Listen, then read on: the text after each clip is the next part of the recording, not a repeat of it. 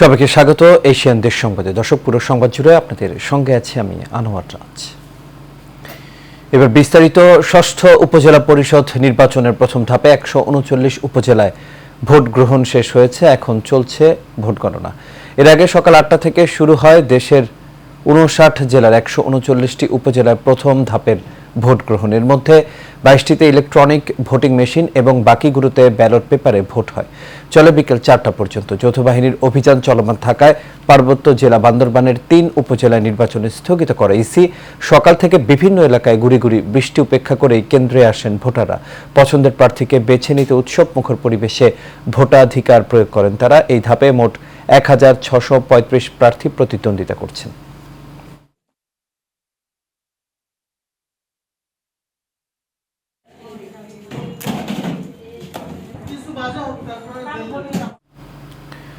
ঢাকার কেরানীগঞ্জ উপজেলা পরিষদ নির্বাচনে 2-1 জায়গায় বিচ্ছিন্ন কিছু ঘটনা ঘটলেও উৎসব মুখর পরিবেশে ভোট গ্রহণ সম্পন্ন হয়েছে।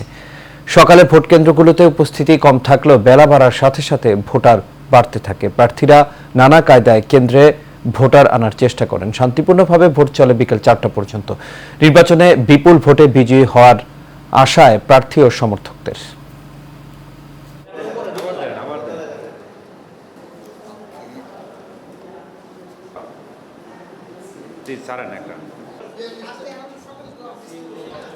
ভোটার 60% বলছে, অর্থই একটু উপস্থিতি কম, তবে উৎসাহ উদ্দীপনা আছে। এই হিসাবে 60% ভোটার আমরা আশা করতেছি। তার যে জনসভা হয়েছে, তার যে গণসংযোগগুলো হয়েছে সেখানে উপস্থিত ছিল। এর মাধ্যমে আমরা বুঝতে পারি যে আনোয়ার মার্কা প্রচুর পরিমাণ ভোট পাস করবে। 15 বছর যেহেতু শাহিন আহমেদ কাজ করছে, কেরানীগঞ্জের মানুষ এক বাক্যে কথা বলে যে আমরা শাহিন আহমেদকে ভোট দেব। উনি আমাদের উন্নয়ন করেছে, উন্নয়নের ধারা অব্যাহত রাখার জন্যই আমরা তাকে আবার চাই। 100% আশাবাদী যে আমরা ইনশাল্লাহ যদি সুষ্ঠু ভোট হয় এবং মানুষ যদি ইনশাল্লাহ কেন্দ্রে এসে ভোট দিতে পারে, ইনশাল্লাহ আমরা জয় আশাবাদী। কারচুপি হওয়ার সম্ভাবনাই বেশি। টুনটার কারচুপি না হয়েছিল আমি দৌড়ে এখানে আসছি। আমার এজেন্ট বের করে দেওয়ার অর্থ কি? এজেন্ট বের করে দেওয়ার অর্থ তো কারচুপি। প্রথম ধাপের উপজেলা পরিষদ নির্বাচনের ভোট গ্রহণে বিভিন্ন স্থানে সংঘর্ষের ঘটনা ঘটেছে।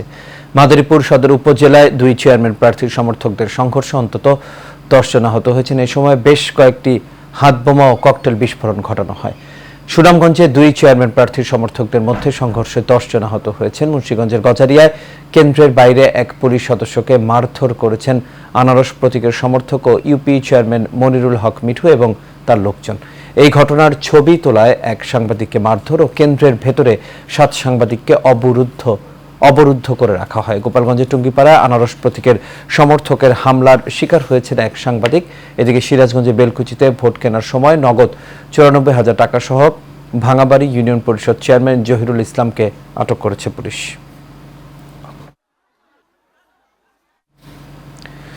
এদিকে বগুড়ার গাবতলী উপজেলার রামেশ্বরপুর ইউনিয়নের একটি ভোট কেন্দ্র থেকে ব্যালট পেপার বাইরে দেওয়ার অভিযোগে প্রিসাইডিং অফিসার ও প্রার্থীর এজেন্টকে আটক করেছে পুলিশ। এছাড়া সোনারায় ইউনিয়নের এক কেন্দ্রে জাল ভোট দেওয়ার ঘটনায় 2 সহকারী প্রিসাইডিং অফিসারকে দায়িত্ব থেকে অব্যাহতি দেওয়া হয়েছে। বেলা 11:30টার দিকে রামেশ্বরপুর ইউনিয়নের মাছপাড়া কুসুমকলি সরকারি প্রাথমিক বিদ্যালয় থেকে প্রিসাইডিং অফিসার ও প্রার্থীর এজেন্টকে আটক এবং বেলা 12টার দিকে সোনারায় উচ্চ বিদ্যালয় কেন্দ্র থেকে 2 জনকে অব্যাহতি দেওয়া হয়েছে। অতিরিক্ত পুলিশ সুপার সুমন রঞ্জন এসব তথ্য নিশ্চিত করেছেন। মোট 900 ব্যালট পেপার প্রিসাইডিং অফিসারের সহযোগিতায় সে বাইরে নিয়ে গিয়েছে এবং সেই সবের বাইরে সিল মেরে চেয়ারম্যানের যে 300 সেই 300 বিভিন্ন ভোটারের মাধ্যমে ব্যালট পেপারগুলোকে নিয়ে এসে বক্সে ফেলে দিয়েছে।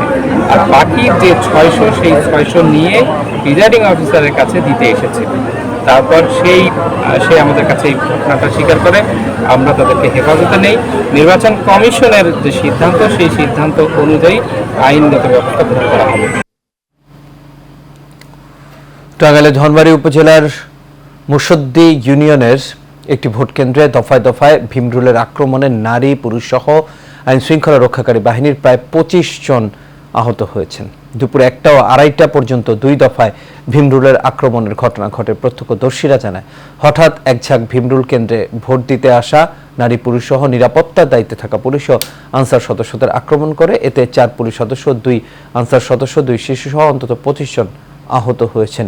ভীমরুলের আক্রমণে সানোয়ার ও সলিমুল্লাহ নামে 2 জনের অবস্থা গুরুতর। 2 জন সহ মোট 10 জনকে উপজেলা স্বাস্থ্য কমপ্লেক্সে পাঠানো হয়েছে।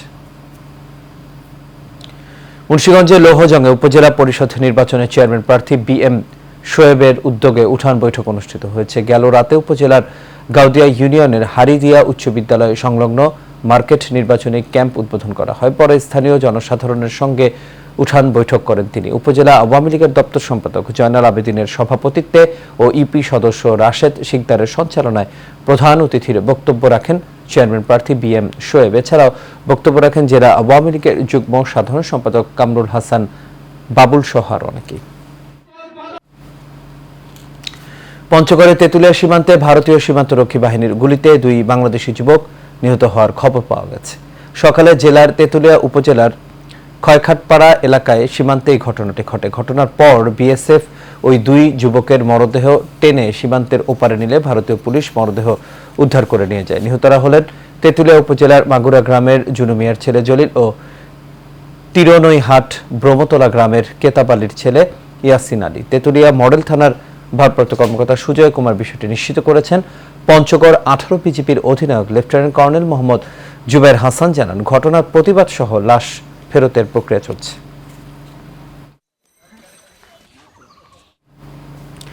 সিরাজগঞ্জের উল্লাপাড়ায় সিএনজি চালিত অটো রিকশার সাথে পিকআপ ভ্যানের সংঘর্ষে 2 জন নিহত হয়েছেন। সকালে ঢাকা পাবনা মহাসড়কের কাপালিয়া এলাকায় এই দুর্ঘটনা ঘটে। পুলিশ জানায়, ঢাকা পাবনা মহাসড়কের কাপালিয়ায় প্রাথমিক বিদ্যালয়ের সামনে পিকআপ ভ্যানের সাথে সিএনজি চালিত অটো রিকশার সংঘর্ষ হয়। এতে ঘটনাস্থলে 1 জন নিহত হয়। এ সময় গুরুতর আহত অবস্থায় আরও 1 জনকে হাসপাতালে নেয়ার পথে মৃত্যু হয়।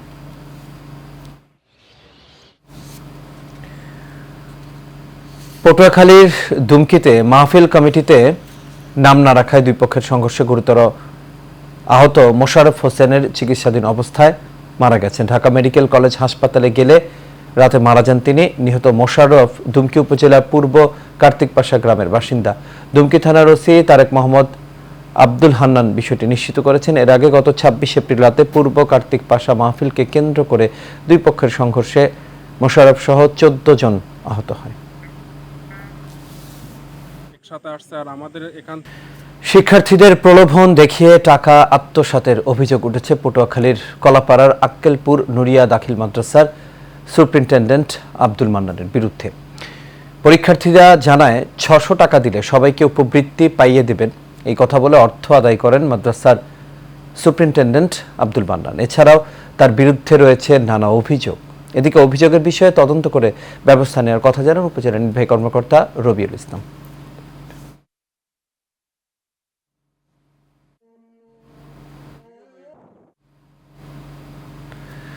বরিশালের কাজিরহাটের ভঙা কাদিরাবাদ মাধ্যমিক বিদ্যালয়ের ভারপ্রাপ্ত প্রধান শিক্ষক আব্দুল সাত্তারের দুর্নীতি অর্থ আত্মসাতের প্রতিবাদে মানববন্ধন ও সংবাদ সম্মেলন করা হয়েছে। বিদ্যালয়ের ম্যানেজিং কমিটির অভিভাবক ও সদস্যরা এর আয়োজন করে। পরে স্থানীয়রা গাবতলী বাজারে বিদ্যালয়ের সামনে একটি মানববন্ধন করে। এ সময় বক্তারা ভারপ্রাপ্ত প্রধান শিক্ষক আব্দুল সাত্তারের দুর্নীতি ও অর্থ আত্মসাৎ তুলে ধরে তার অপসারণের দাবি জানান।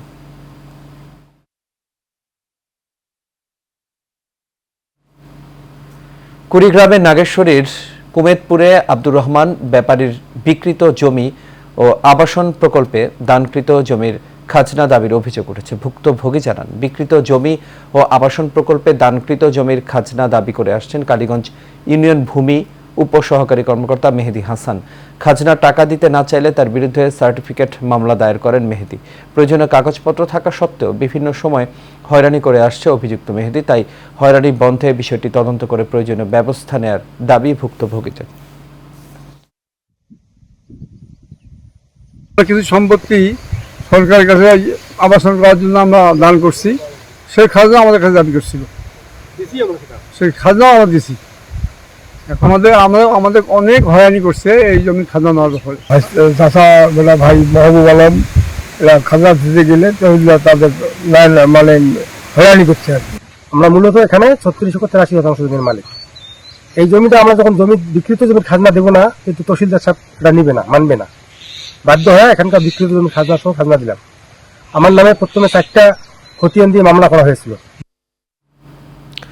কুড়িগ্রামের দুধকুমোর, ধরলা ও ব্রহ্মপুত্র নদীর তীরবর্তী বালুচরে এবার পাওয়ার 44কে 55 হাইব্রিড জাতের ভুট্টার বাম্পার ফলনে হাসি ফুটেছে কৃষকের মুখে। আবহাওয়া অনুকূলে থাকায় জেলার বিভিন্ন চরাঞ্চলে এবার ভুট্টার ফলন হয়েছে ভালো।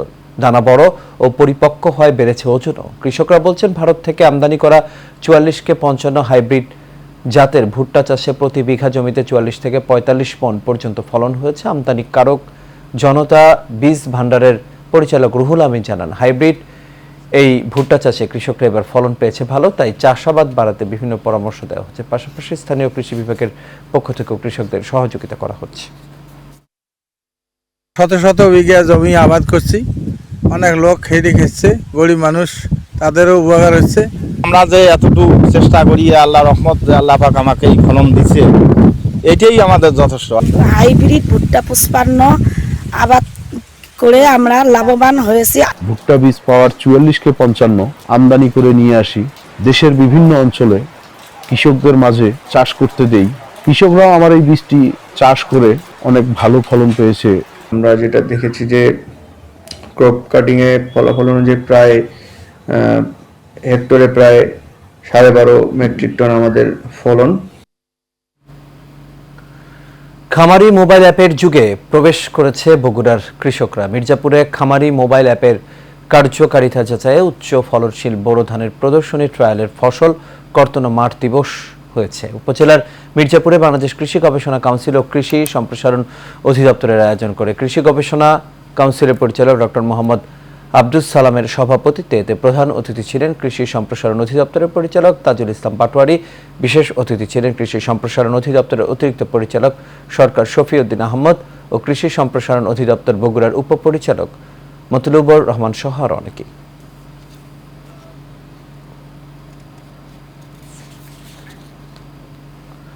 শিলাবৃষ্টি ও কাল বৈশাখী ঝড়ে ময়মনসিংহের ঈশ্বরগঞ্জের নয়াপাড়া এলাকায় বিভিন্ন ফসলের ব্যাপক ক্ষতি হয়েছে। জেলার বিভিন্ন স্থানে শিলাবৃষ্টি ও দমকা হাওয়া ধানক্ষেত সহ গাছপালার ব্যাপক ক্ষতি হয়েছে। স্থানীয়রা জানান, শিলাবৃষ্টির কারণে আমবাগানের ক্ষতি হয়েছে। এছাড়াও ঘরের টিন ছিদ্র, শাকসবজি সহ বিভিন্ন ফসলের ব্যাপক ক্ষতি হয়েছে। ক্ষতিগ্রস্ত কৃষকদের পাশে দাঁড়াতে কৃষি অফিস ও সরকারের পৃষ্ঠপোষকতার দাবি ক্ষতিগ্রস্ত পরিবারের।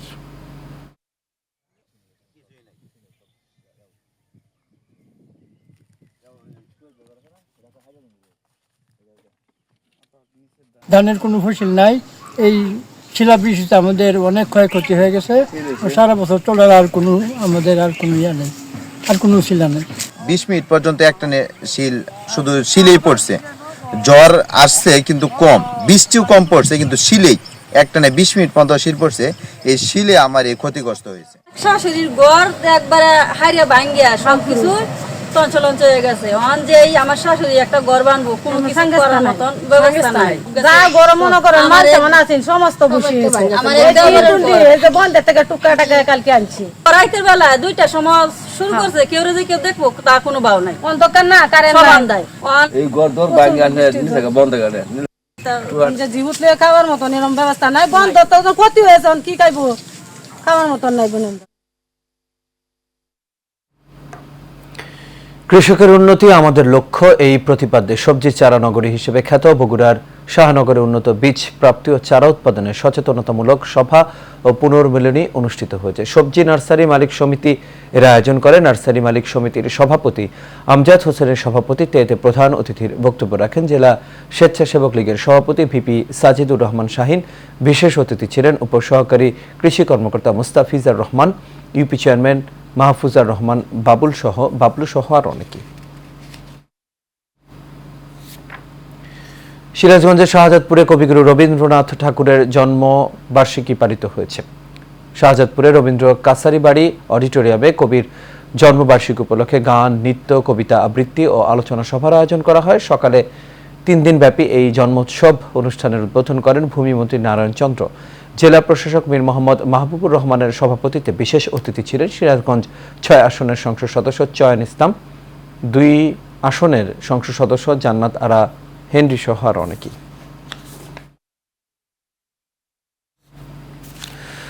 দর্শক, দেশ সংবাদ এ পর্যন্ত। আমাদের পরবর্তী সংবাদ দেখার আমন্ত্রণ রইল। এতক্ষণ সাথে থাকার জন্য সবাইকে ধন্যবাদ।